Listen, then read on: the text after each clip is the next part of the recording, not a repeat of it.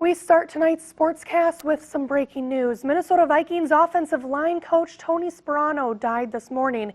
He was 56 years old. The team announced his death, saying it was unexpected, but did not give a cause. He was the Vikings O-line coach since 2016.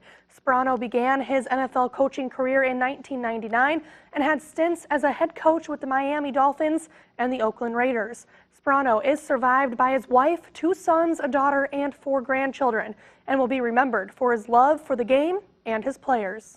I believe that the players inherit the personality that their coaches give them, and I think if you're a fiery guy, if you coach your players hard, they'll work hard and they'll play hard.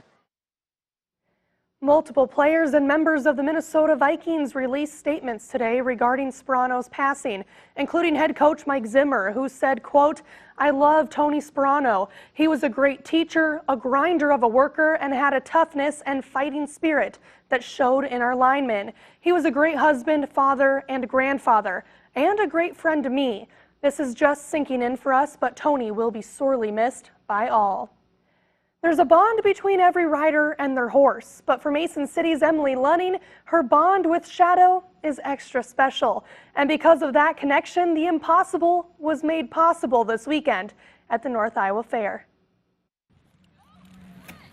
From the moment Mason City sophomore Emily Lunning met Shadow, the connection was there.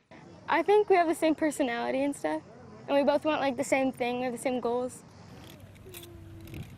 But the goal of competing at the North Iowa Fair hit a little bit of a road bump when her horse was diagnosed with moon blindness this November and was fully blind by January. Some would instantly give up.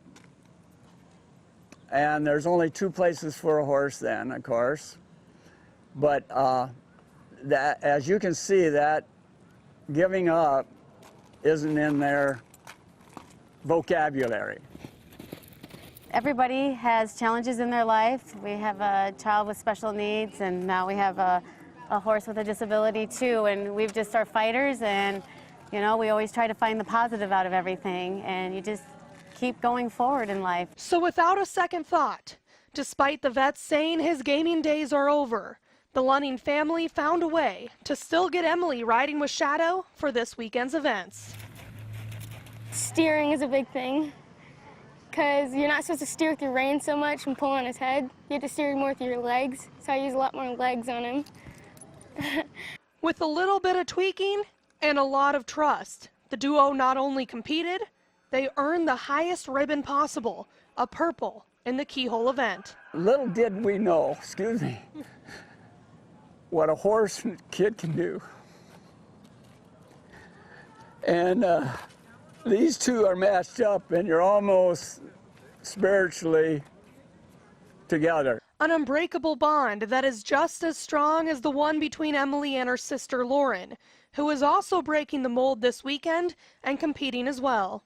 Riding horses is my favorite. I rope him, taught him, and stuff. It's so much fun because we just get to go to shows. I help her get ready and stuff. And then she kind of helps me. I'll be like, hey, hold him real fast.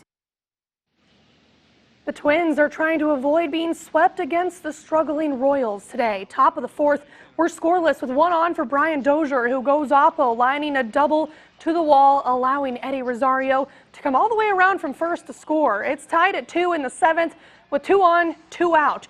Drew Butera gets one to drop in shallow center. Jake Cave can't make the catch. It rolls all the way to the wall, and the catcher comes all the way home for the inside the park homer. Bad start to the second half of the season for the Twins, losing 5-3. As many of you already know, tonight is my last time anchoring for KIMT. My final day will be this Friday. I just would like to quickly say thank you to everyone who's watched me grow over the past 3 years, and to the athletes and fans who make this job all worthwhile. Local sports are important, and this area's passion for it proves that every single day. North Iowa and Southern Minnesota will always have a special place in my heart. Thank you for everything. We'll be right back.